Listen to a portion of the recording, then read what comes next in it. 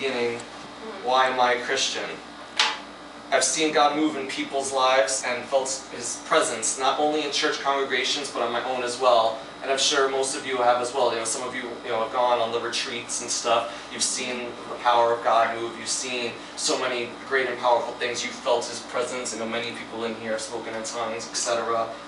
You all know what His presence feels like. And I've just seen and experienced so much because I have grown up in church that I've experienced firsthand that there is no way that I can deny that God is real. And it's unfortunate because there's a lot of people out there who didn't have that same kind of upbringing, who might easily be able to say, oh, there's nothing I know about God, I've never seen His grace. They might have seen it but just never realized it because their eyes weren't open to it. So one example I'd like to give is, some of you know this about me, some of you might not. About 3 years ago, 2007, was probably the biggest roller coaster year of my entire life. There were some of the biggest joys of my life and some of the greatest sadnesses and trials I've ever experienced. That was the year me and Ariana were planning our wedding and deciding to purchase a co-op apartment. We started in February of that year.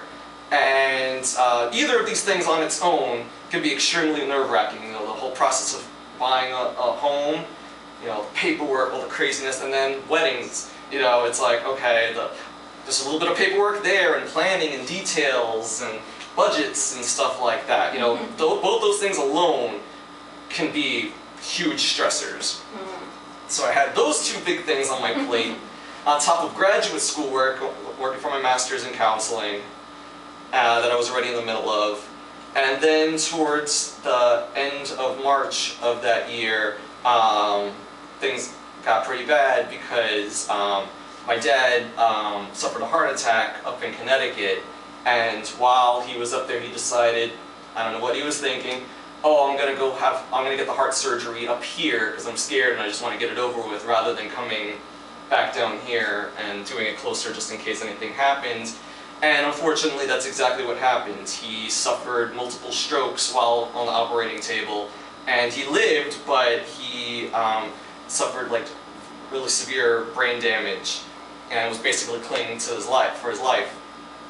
And that just completely rocked my world, because like I said, he was up there.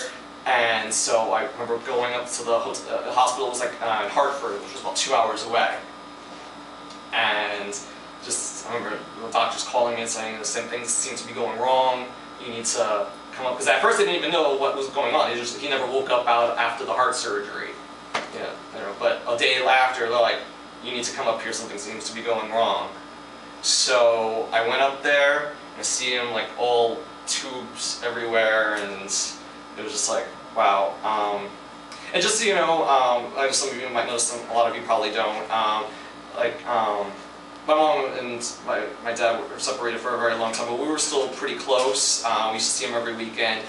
In the more recent years leading up to that, we didn't see him as much because we were adults doing. Me and my sister were adults doing our own thing. It's not like when you're kids and you go see your parents every weekend if you're in that situation. So I felt not a distance from him, but with things going on between my mom and dad, I wasn't as close to him as I felt it could have been. So I longed for a better relationship, but I know we did have a good one. So then the process of getting him moved from Hartford to here was crazy. It took a month to get him down here. And then it was into the hospital, into a nursing home, hospice, all that kind of craziness.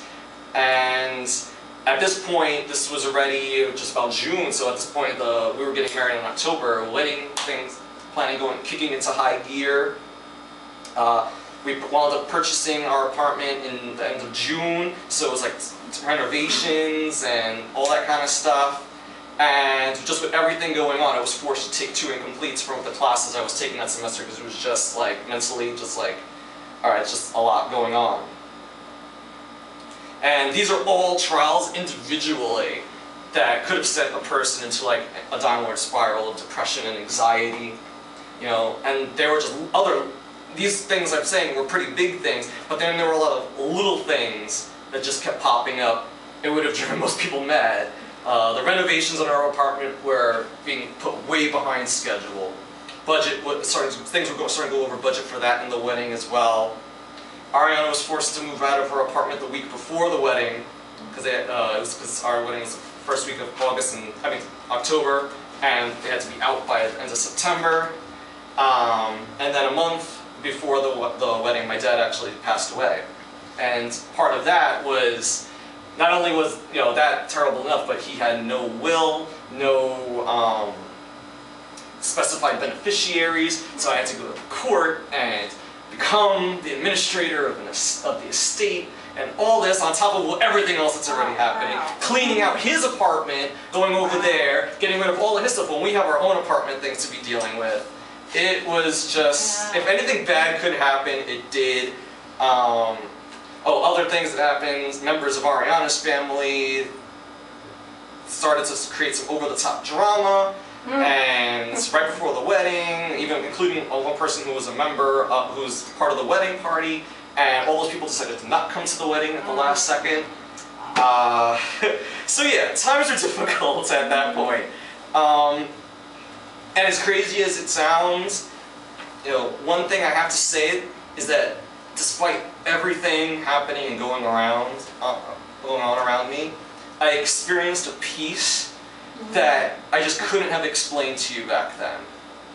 I was able to smile and laugh at the time, not because of some coping mechanism where I was trying to hide my pain, but I just fully had a sense of peace, that I knew everything was going to work out and be all right, because I trusted God and knew it didn't make sense to worry or get depressed. And all of this in the face of situations where most people would expect that I should feel otherwise. And what I've learned since that time is that God's peace is different than the peace that the world offers. Now, the most essential distinction I've seen is that God's peace is not circumstantial. When Jesus spoke of his peace in John 14:27, he says, "Not as the world gives, do I give to you." The peace of the world is dictated only and always by circumstances. God's peace may not always be logical. Oh, this is something I remember we picked up in discipleship class. God's peace may not always be logical, but that doesn't always mean that God's peace is illogical. It just goes beyond mere human logic. Man's logic fails to factor in the power and sovereignty of God. Jesus goes on to say in John 14, "Let not your heart be troubled. Let it not be fearful." The fact that Jesus states to us for us to not allow our hearts to be troubled or fearful is an acknowledgement that there is a choice involved. The world determines how to feel by what happens to them. The Christian, however, determines how to feel by his or her relationship with God. We are not to give in to the temptation to be troubled or fearful when circumstances do not go the way we desire. In a nutshell, God's peace is the absence of a troubled heart. We might not always get what we request, but we will always have the peace that it is in God's hands and not ours. Now, I prayed for many things during that time of my life, and some of my prayers were answered, but others obviously were not. I was grateful to God for the prayers he did answer, and was not mad at God for the prayers he did not answer.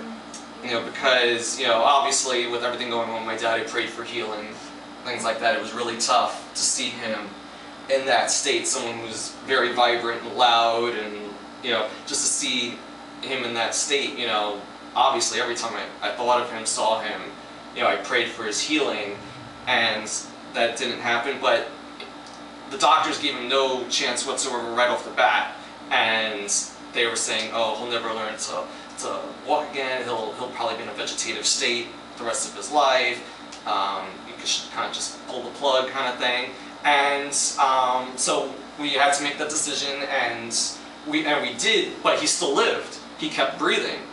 And I was like, okay, all right, maybe something's going to happen here. So I started getting my hopes up. Just like, all right, this is maybe God is trying to say something.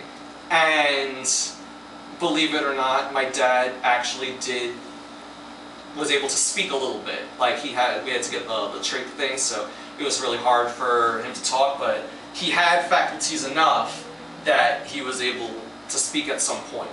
And so I was able to tell him all the things I've wanted to tell him, and we were able to make our peace, so that way I know that even though he passed, I know everything was all right between us, and I know between him and God.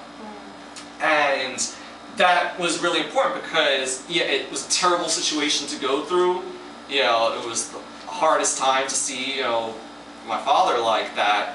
But thinking about it, you know, as much as I say, oh, I would never wish it on anyone else, I wish it didn't happen to me, I think about it, how much worse it could have been if he just had a heart attack and dropped dead right then and there.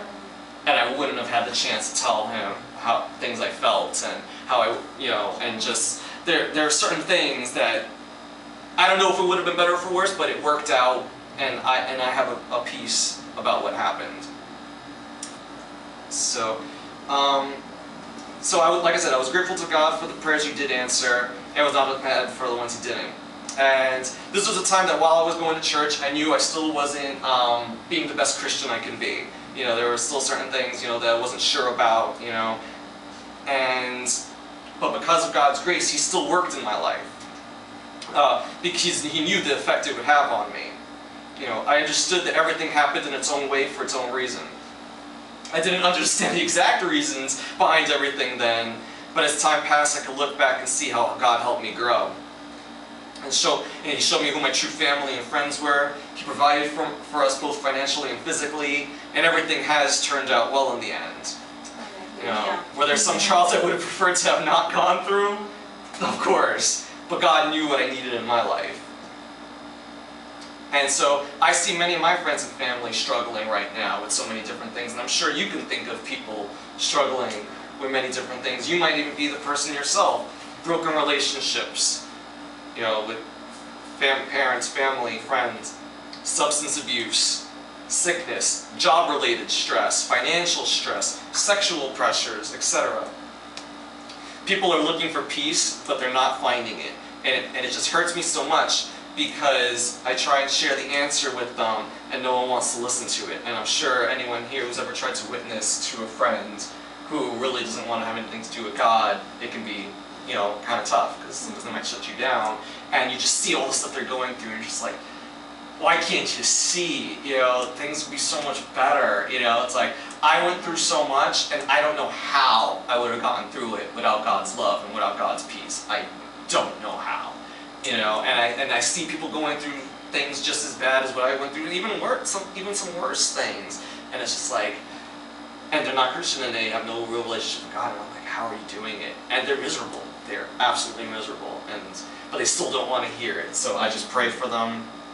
And, you know, eventually, hopefully, you know, God's love will shine through and they'll realize. But, you know, it's always about prayer. What I hope I've shown today is just evidence enough for how God can work in your lives, and that God loves you and only wants the best for you. So, I'd like to leave you with this verse, Romans 1:5. And now through Christ, all kindness and grace of God has been poured out upon us undeserving sinners. And now He is sending us out around the world to tell all people everywhere the great things God has done for them, so that they too will believe and obey Him. So if you'd like to get to know God better, or just talk about things or anything like that, or be prayed for, you know, if you'd like to accept Jesus as your Lord and Savior, you know, we'll, I guess, open up in prayer. So if there's anyone would like to come up and be prayed for, me and Mark would be glad to. But thank you for listening to this.